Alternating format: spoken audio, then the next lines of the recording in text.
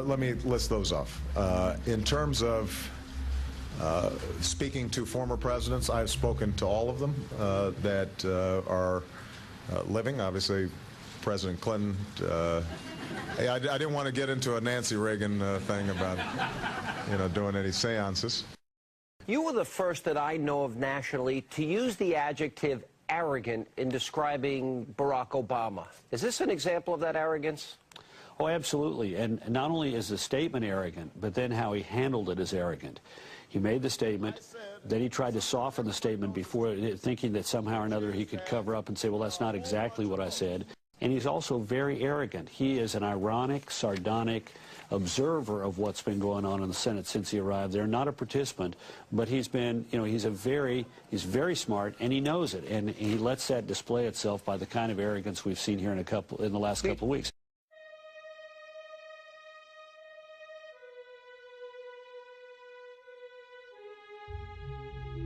As president, I will end misguided defense policies. I'm the only major candidate who opposed this war from the beginning. And as president, I will end it. Coalition and Iraqi security forces have achieved progress in the security arena. A premature drawdown of our forces would likely have devastating consequences.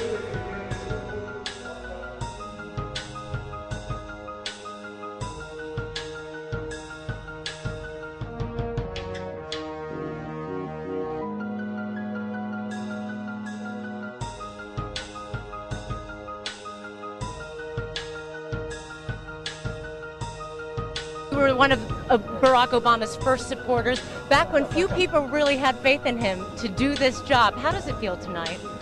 It feels like hope won. It feels like it's not just a victory for, obviously, Barack Obama. It feels like America did the right thing.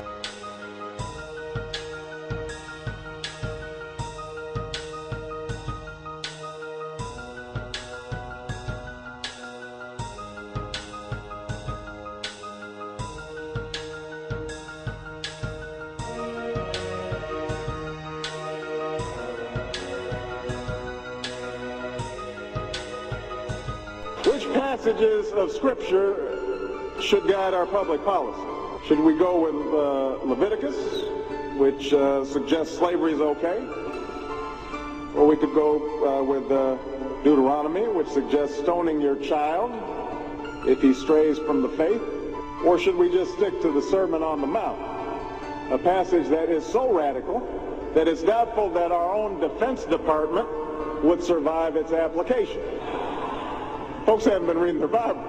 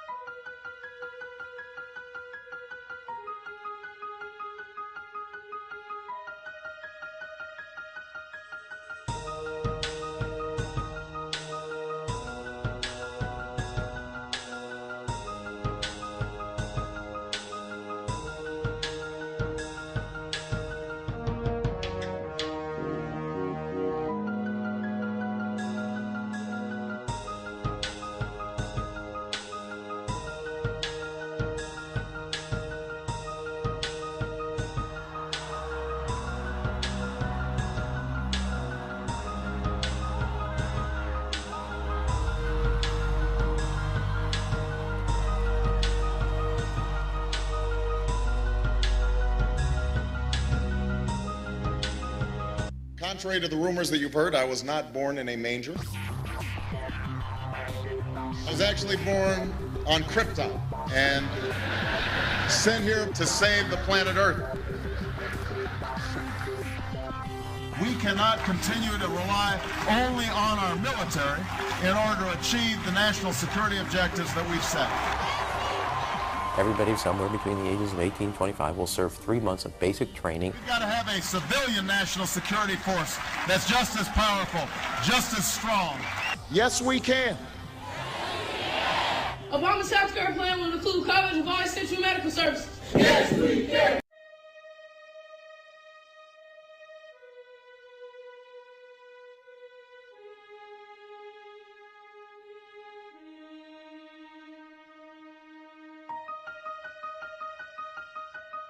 They're going to try to say, well, you know, he's got a funny name. And he doesn't look like all the presidents on the dollar bills and the $5 bills. You know, he's new, doesn't look like the other presidents on the currency.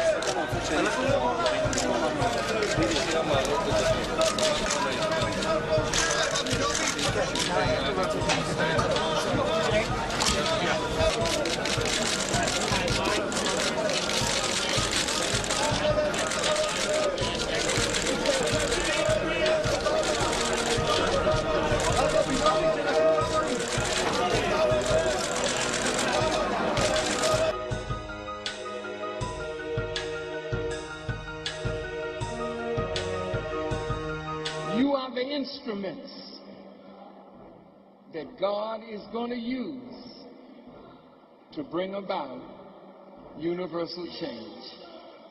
And that is why Barack has captured the youth. And he has involved young people in a political process that they didn't care anything about. That's a sign. When the Messiah speaks, the youth will hear. And the Messiah is absolutely speaking.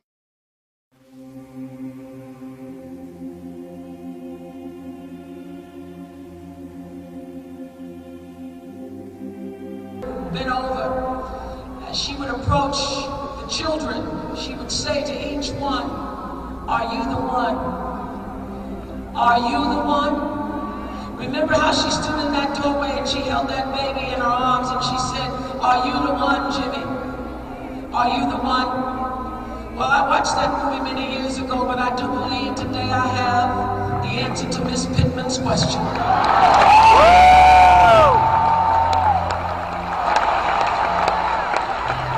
It's a question that the entire nation is asking. Is he the one? Is he the one? South Carolina, I do believe he's the one. He has the audacity of hope.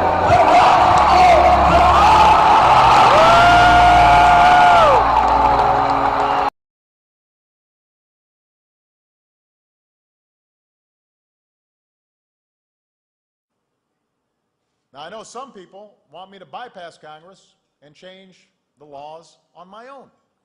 Believe me. And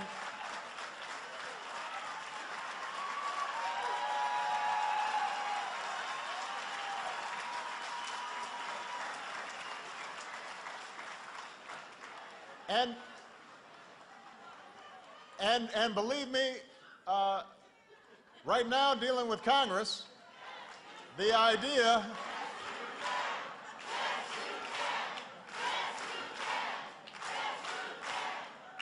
but believe me, the idea of doing things on my own is very tempting. I promise you, not just on immigration reform.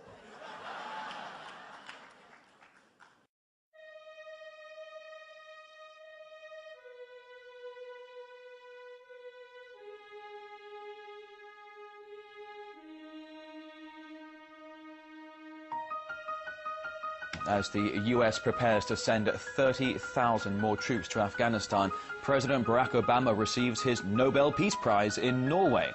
The nomination, announced in October, elicited swift reaction. Some praised the choice, while others questioned whether or not Obama really deserved it. By then, the president had been in office for less than a year, whereas the Peace Prize is traditionally given for long-term achievements. In his acceptance speech, the president said, "War is sometimes a necessary measure to achieve peace."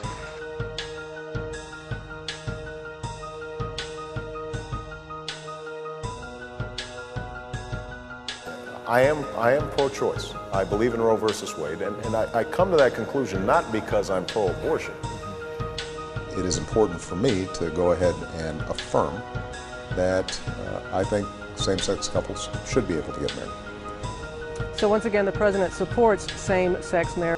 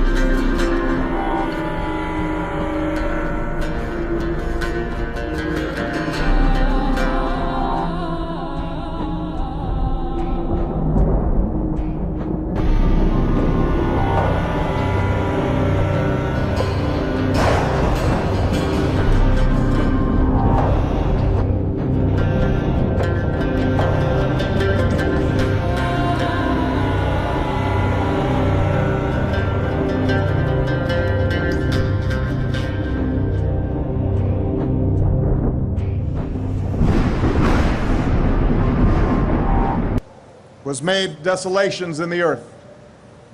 He makes wars cease to the end of the earth. He breaks the bow and cuts the spear in two. He burns the chariot in fire. Be still and know that I am God. I will be exalted among the nations. I will be exalted in the earth. The Lord of hosts is with us. The God of Jacob is our refuge. We must have some members of Congress here. Well, there you go, Dennis. Where? Hey, how are you? I want to thank... Christian God is the one and only true living God, the creator of heaven and the universe. Jesus Christ is God. Jesus Christ is God. Jesus Christ is the Son of God. Jesus Christ is the Son of God. I agree. You are Antichrist. Because he said, "He is God and one."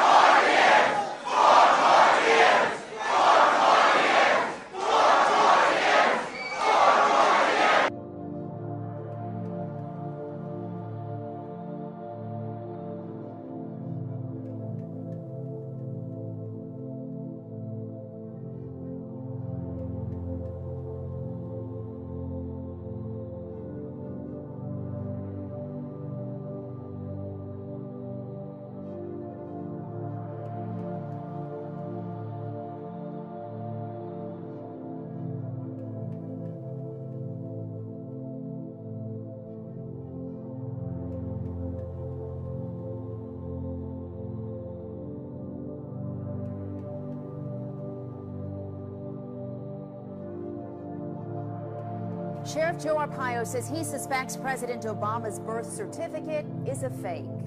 We believe probable cause exists indicating that forgery and fraud may have been committed. Arpaio says his team of volunteer investigators believes President Obama's birth certificate is computer generated. They say they have a person of interest that may be involved in that hoax. So what is next? CBS 5's Heather Moore has been trying to get the answer to that question all night. Heather, what did you come up with? Well, Catherine and Cena, the sheriff says maybe Congress needs to take this on next.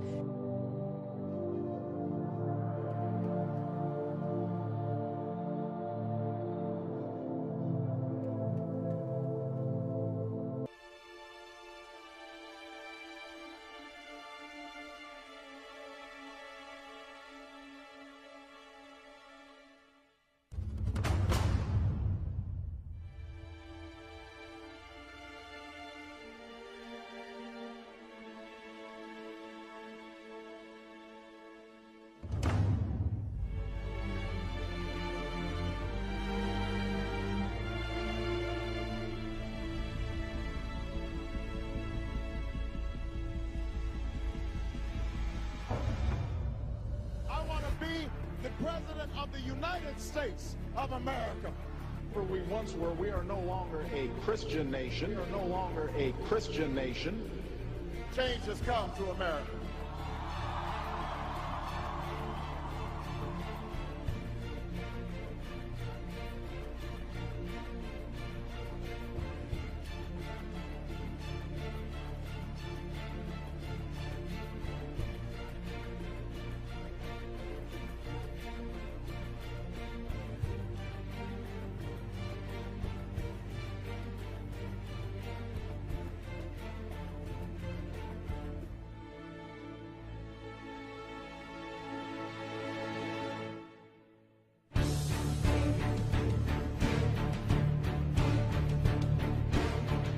In which there is the very real prospect of a new world order.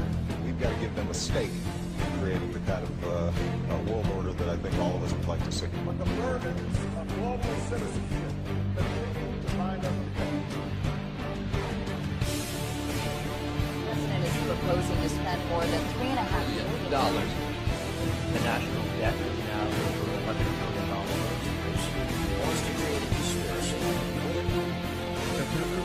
Collapse of Building 7.